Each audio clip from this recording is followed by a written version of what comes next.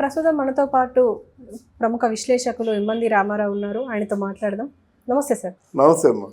Sir, ఇప్పుడు పోసాని కృష్ణమూర్తి గురించి ఎక్కువగా టాలీవుడ్లో చర్చ జరుగుతుంది. ఎందుకు అంటే ఇన్ని రోజులు వైసీపీ ప్రభుత్వం ఉన్నప్పుడు చాలా రెచ్చిపోయారు అని చెప్పేసి చాలామంది మాట్లాడుకుంటారు.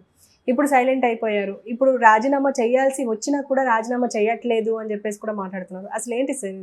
వాళ్ళు ఏదో 30 ఏళ్ళు జగన్ సీఎంగా ఉంటాడు, మనం 30 ఏళ్ళు దర్జాగా బతికేయవచ్చు, మరి 30,000 కోట్లు సంపాదించవచ్చు అని అనుకుని భూమి ఆకాశం చూడకుండా కళ్ళు నెత్తికెక్కి మాట్లాడారు వాళ్ళు. ఇప్పుడు ఆ పోసాని కృష్ణమూర్తి వాడు ఏం చదువుకున్నాడా? వాడికి ఏమైనా బుర్రా బుద్ధి ఉందా? అన్ని అబద్ధాలు చెప్తాడా? అంత మోసంగా మాట్లాడతాడా? ఆయన మీద ఉన్న ఇమేజ్ అంతా పోయింది మాట. తర్వాత పవన్ కళ్యాణ్ తాలూకు భార్యల గురించి మాట్లాడడం, 4వ భార్య కూడా ఉందని చెప్పడం, అందులో 4వ భార్యకు కూడా కడుపు ఉందని చెప్పడం వెళ్ళి చూసి వచ్చాడా? వీడితో చెప్పిందా?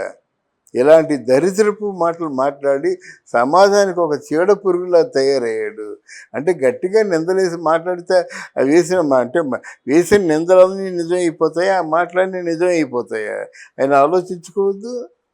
ఇంకా ఫిల్మ్ డెవలప్మెంట్ కార్పొరేషన్ చైర్మన్గా రిజైన్ చేసేయాలి. ఎప్పుడైతే ఓడిపోయాడో సిగ్గు లద్ద అనీతి జాతి ఉంటే మార్చేయాలి అంతే. ఎందుకు అధికారంలో వాళ్ళ నాయకులు లేడు కదా, ఇంకా పదవి ఎందుకు? అంటే రిజైన్ చేసేయాలి. మీ గవర్నమెంట్ వచ్చింది, ఆ గవర్నమెంట్లో నేను కొనసాగలేను. ఏ గవర్నమెంట్ అయితే తిట్టానో ఆ గవర్నమెంట్లో ఎంతకాలం ఉంటాను నేను ఉండను అని ఆ రోజే రిజైన్ చేయాలన్నమాట. చేస్తే బాగుండేది. పోసాని కృష్ణమురళి ఎఫ్డీసీ చైర్మన్గా ఉండి ఒక్కసారి కూడా ఫిలిం ఛాంబర్కి సంబంధించి మాట్లాడకుండా, ఫిల్మ్ ఇండస్ట్రీ గురించి మాట్లాడకుండా ఎప్పుడు వైసీపీ గురించి, వైసీపీని పొగడడం, టీడీపీని తిట్టడం మాత్రమే చేశారు. ముఖ్యంగా పవన్ కళ్యాణ్, చంద్రబాబు నాయుడు తిడుతూనే ఉండేవారు. ఎందుకంటారు? అలాంటి కక్ష ఎందుకు వచ్చిందంటారు? అంటే అక్కడ వైసీపీ పార్టీ తాలూకు నైజం అలాంటిది. వైసీపీ పార్టీలో ఏ శాఖలు ఎవరికి ఇచ్చారో, ఫర్ ఎగ్జాంపుల్ రోజా టూరిజం గురించి తెలియదు, ఆంధ్రదేశంలో ఎన్ని సుందరమైన ప్రాంతాలు ఉన్నాయో తెలియదు, పోనీ స్పోర్ట్స్ అథారిటీ అన్నారు, ఆటలు ఎన్నో తెలియదు, ఆటల్లో అనుమత్యాలు ఎవరో తెలియదు, దాంట్లో 100 కోట్ల స్కామ్ బయటపడింది. ఇరిగేషన్ మంత్రి అంబటి రాంబాబు, ఆయనకి ఇరిగేషన్ మంత్రి అంటే ఏమిటో తెలియదు, ప్రొసీనియర్ మోడల్స్ ఇవన్నీ ఉన్నాయంటే టెక్నికల్ పదాలు తెలియవు మాట. ఎప్పుడైనా పోలవరం డ్యామ్ గురించి అడిగినడితే కోపం వచ్చేస్తుంది ఆయనకి, అంతే. గంట అరగంట గురించి అడిగినా కోపం వచ్చేస్తుంది. వాళ్ళకి గంట అరగంటలు తప్ప మిగతా తెలియవు కదా. ఎవడు అసలు కరెక్ట్గా జాబ్ చేసిన వాడు ఎవడున్నాడు? ఎవడు లేడు. ఈ మంత్రులు విద్యా వైద్యం కంటే రోజుకు మ్యాచింగ్ జాకెట్, మ్యాచింగ్ చీర ఆడంబరంగా రావడం విడుదల రజనీ తెలుసు.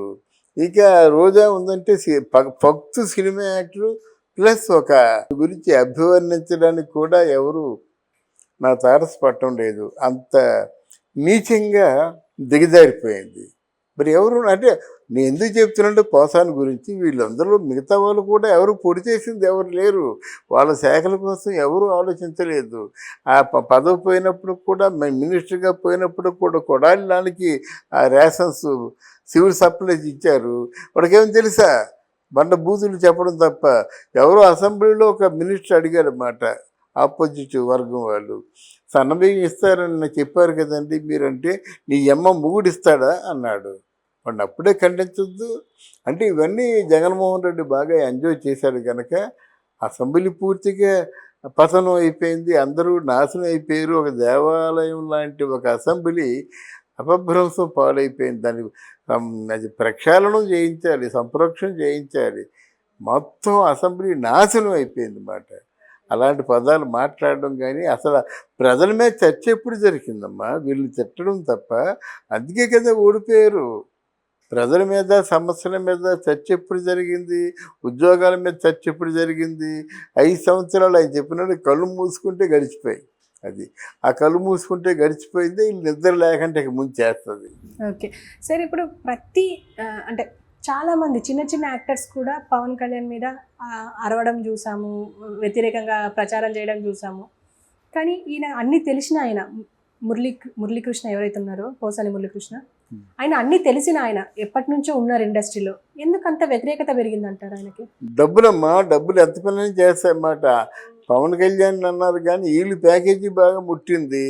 ఆయన ఏదో చౌక బ్రతుకుల మధ్య ఉంటే జగన్మోహన్ రెడ్డి వచ్చి ఆ, మెరుగైన వైద్యం చేయించాడు. ఆయనకైతే ప్యాకేజీ 100 కోట్లు ఎంత ఇచ్చినడితే అంతస్తులు పెంచేశాడు. ఆయన బ్రతకడానికి సరిపోద్ది.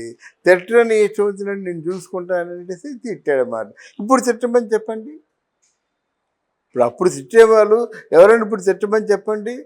పోసాని కృష్ణమురళికి ఎంతోమంది ఛాలెంజ్ చేస్తున్నారు. ఆ ఛాలెంజ్ని రిసీవ్ చేసుకోమని చెప్పండి. అందువలన ఎప్పుడు కూడా మన స్థాయిని మర్చిపోయి మనం మాట్లాడకూడదు. ఎప్పుడే సరే భూమి మీద ఉండే సాగు చేయాలి కానీ ఆకాశంలో సాగు చేయకూడదు. కింద పడతాం, మనకైతే మనల్ని తగులుకుని గుచ్చుకొని చచ్చిపోతాం అన్నమాట. ఆ పని చేశాడు మన పోసాని కృష్ణమురళి. అయిపోయింది వాళ్ళు చాప్టర్ ఇంకంతే.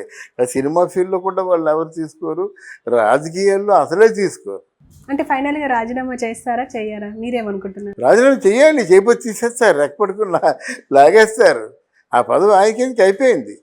వాళ్ళు వాళ్ళు వాళ్ళు అపాయింట్మెంట్ చేసుకున్నారు, వాళ్ళు ఫెయిల్ అయిపోయారు, దానికి వర్తించదు. అక్కడ భువన కరుణాకర్ రెడ్డి ఎవరు ఉన్నారు, తిరుమల తిరుపతి చైర్మన్, లాగేశారు. కొత్త chairman, TDP chairman, Janasena chairman, ఎవరో బీజేపీ చైర్మన్. ఈ కూటమి ఎవరు నిర్ణయిస్తే వాళ్ళు వస్తారన్నమాట. ఈ నామినేటెడ్ పోస్టులు అన్నీ తీసేస్తారు పదవి పోగానే.